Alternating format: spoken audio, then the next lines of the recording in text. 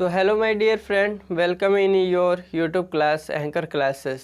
तो आज इस क्लास के दौरान आप जानिएगा कुछ बेसिक इंट्रोडक्शन, कुछ बेसिक टॉपिक्स। बेसिक टॉपिक्स के अंदर में आप जानिएगा is, am, are, was, were, has, have का यूज़। तो आई होप आप इनका यूज़ अच्छी तरह जानते होंगे, लेकिन कुछ स्टूडेंट्स हैं जिन्होंने कमेंट करके बताया कि सर अभी तक हमें समझ में नहीं आता है, भैया समझ में नहीं आता है कि वाज वर का यूज़ किस किस पर्सन के साथ किया जाता है। हम कभी कभी कंफ्यूज होने लगते हैं। तो उन्हीं कन्फ्यूज़न को दूर करने के लिए मैंने इस टॉपिक को चुना है। खैर, ये टॉपिक बहुत ही इम्पोर्टेंट है, छोटा तो है बट बहुत ही इम्पोर्टेंट है क्योंकि ग्रामर के लिए, और ये हेल्पिंग वर्ब कहा जाता है। तो आइए देखते हैं। तो बेसिक आज का होगा हमारा topic basic parts of grammar.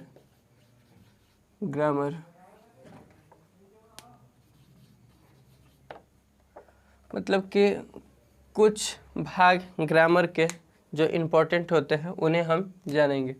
तो आज के इस क्लास में जानिएगा आप use of is, am, are, was, were, इनका शुद्ध उच्चारण होता है वर, ठीक। हैज़, हैव, शैल, विल, ठीक है।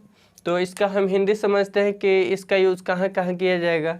तो यदि सेंटेंस के लास्ट में है रहे, हो रहे, ही रहे, इसका यूज़ जब सेंटेंस वाक्य के लास्ट में है रहे, क्या रहे, है, हो, ही, कुछ भी रहे, मतलब ह से रिलेटेड, तो इज़, एम, आर का यूज़ होगा यहाँ। वाज वर का यूज़ कब होगा? तो वाज वर एक पास्ट माना जाता है। मेनली आप जानिए कि वाज वर का यूज़ होता है था, थे के लिए, था, थे, थी। यदि सेंटेंस के लास्ट में था, थे, थी रहे तो हेल्पिंग वर्ब के रूप में वाज वर का यूज़ होता है सब्जेक्ट के साथ। हैज़, हैव का मतलब होता है आई, ये, ई। यदि सेंटेंस के लास्ट में रहे चुका, चुका है, चुकी है, इस तरह से रहे, लास्ट में आ रहा है, चुका, तो आ है, ई है, या ऐसे इसका यूज़ हैज़, हैव का यूज़ पास के अर्थ के लिए भी किया जाता है। इसका यूज़ पास के लिए, पास के अर्थ में किसका यूज़ किया जाता है? Has, have. तो सेंटेंस में आप अक्सर देखते होंगे कि आई हैव 2 काऊ, मेरे पास 2 गाय हैं, तो वहाँ पास के लिए हैज़, हैव का यूज़ किया जाता है सब्जेक्ट के अकॉर्डिंग। शैल, विल को फ्यूचर माना जाता है, फ्यूचर हेल्पिंग वर्ब, और इसका अर्थ होता है गा, गेगी। यानी कि सेंटेंस में यदि गा, गेगी रहे तो शैल, विल का यूज़ किया जाता है, ठीक है। तो आपने इसका अभी हिंदी अर्थ समझा कि सेंटेंस में क्या रहेगा लास्ट में, तो इनका यूज़ किया जाएगा सब्जेक्ट के अनुसार। अब देखते हैं हम इनका यूज़ कैसे किया जाता है। ये एक हेल्पिंग वर्ब है, तो इनका हेल्पिंग वर्ब की तरह यूज़ किया जाएगा कैसे। तो इज़, एम, आर को एक ग्रुप में रखा गया है, इज़, एम, आर को एक ग्रुप में रखा गया है, वाज, वर को एक ग्रुप में रखा गया है, और हैज़, हैव को एक ग्रुप में, और शैल, विल को एक ग्रुप में, ठीक। यानी कि सब्जेक्ट के अनुसार, सब्जेक्ट के साथ जब भी यूज़ होगा तो इज़, एम, आर इन तीनों में से किसी एक का यूज़ होगा, वाज, वर में किसी एक का यूज़ होगा। उसी प्रकार हैज़, हैव का यूज़ किसी एक का होगा, और विल और शैल का यूज़ में किसी एक का होगा। यानी सब्जेक्ट जब भी रहे तो हमें कैसे मालूम चलेगा कि कहाँ किसका यूज़ होगा। तो देखिए, एक टेबल को समझिएगा आप पर्सन के बारे में। पहले पर्सन को समझिए, जैसे कि होता है पर्सन 3 होते हैं। आप हिंदी ग्रामर में भी आप देखे होंगे कि प्रथम पुरुष, द्वितीय पुरुष, तृतीय पुरुष, ऐसे करके होता है। तो हम देखेंगे फर्स्ट पर्सन, फिर होता है एक सेकेंड पर्सन,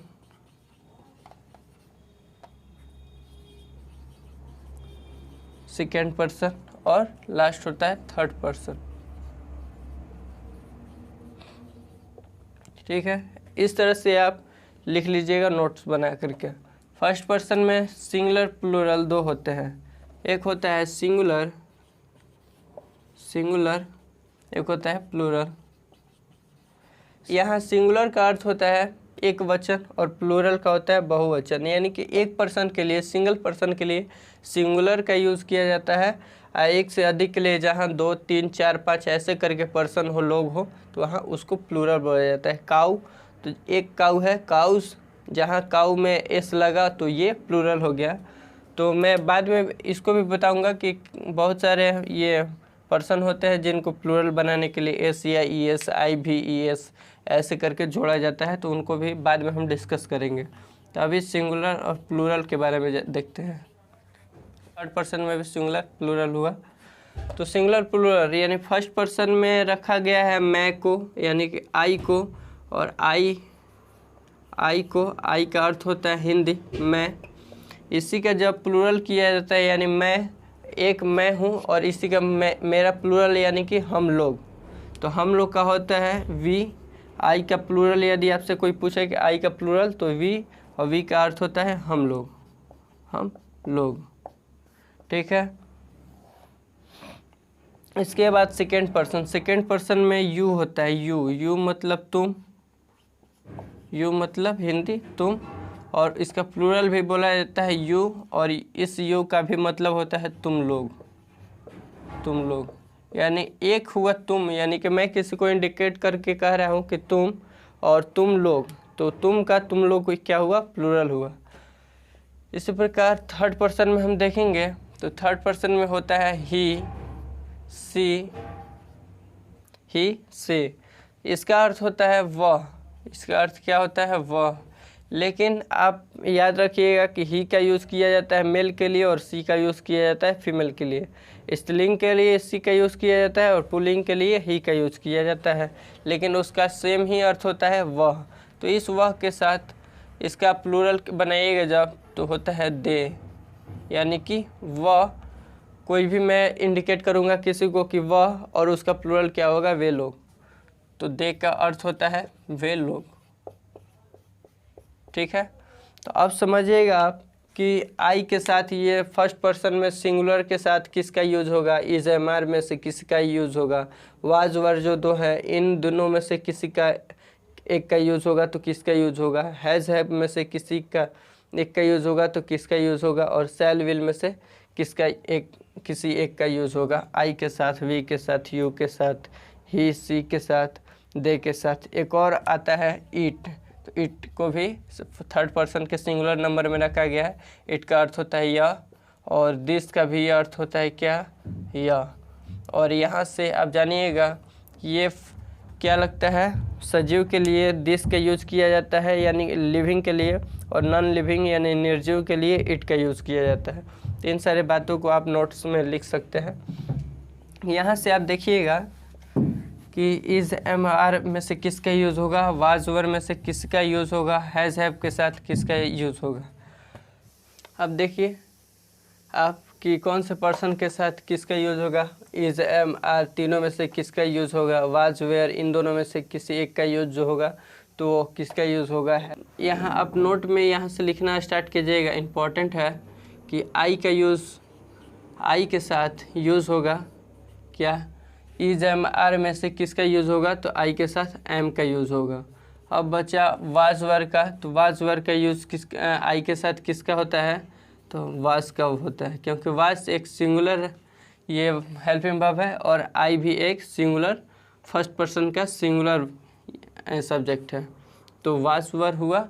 और हैज़ हैव में से किसका यूज़ होगा, तो आई के साथ हैव का यूज़ किया जाता है। आई के साथ क्या यूज़ किया जाएगा, सेल विल में से किसी एक का, तो आई के साथ सेल का यूज़ किया जाएगा।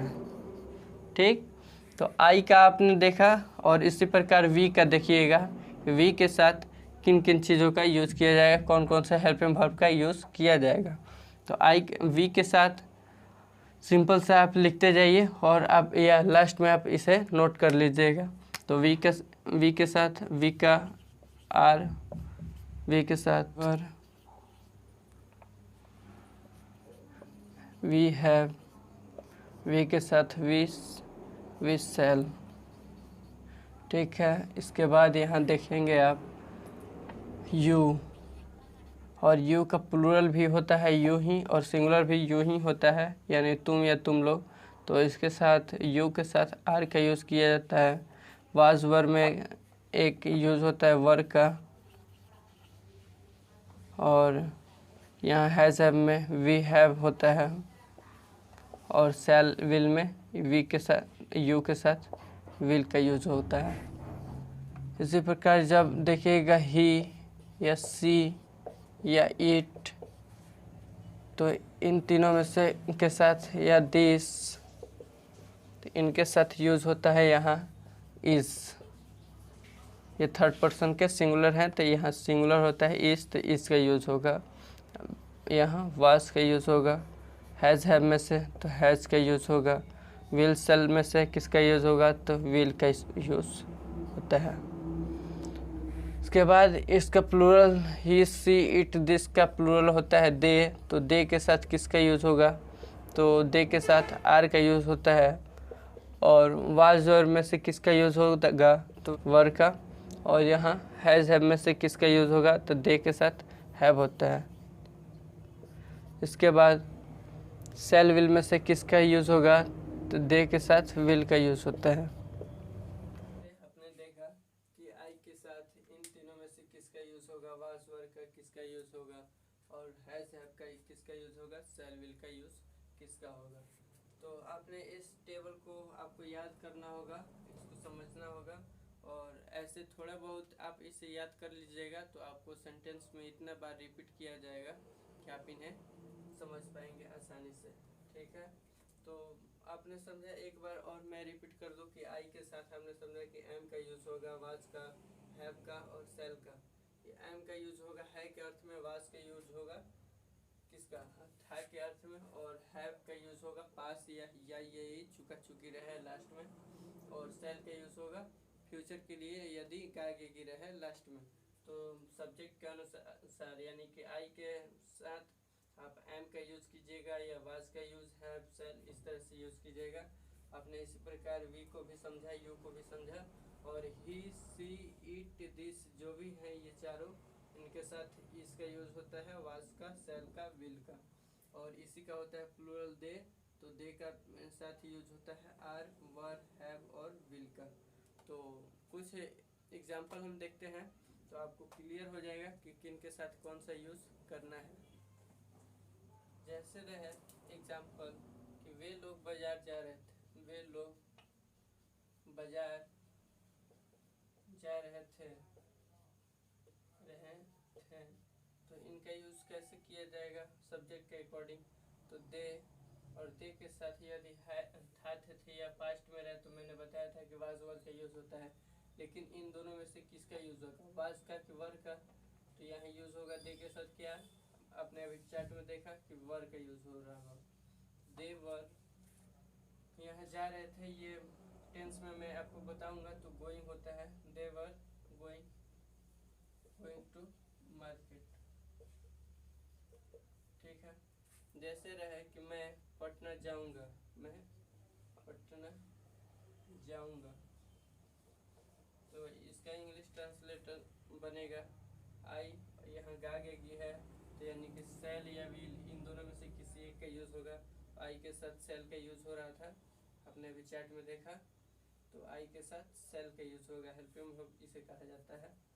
और इसके बाद गागेगी, पटना जाने के बाद किया जा रहा है, तो जाने का काम हो रहा है, तो गो, आई शैल गो टू पटना। तो इस तरह से आप सेंटेंस में इन हेल्पिंग वर्ब का यूज़ करते हैं। ठीक है, तो अपने कुछ बड़ी चीज़ तो नहीं लेकिन छोटी चीज़ जानी, लेकिन बहुत ही इम्पोर्टेंट था। तो आई होप उन स्टूडेंट का कंफ्यूजन दूर हो गया होगा जिन्होंने कमेंट बॉक्स में बताया था कि सर हमें ये चीज़ का प्रॉब्लम है। तो नेक्स्ट वीडियो में हम बात करेंगे अब, तब तक के लिए bye bye, take care, see you in the next lesson.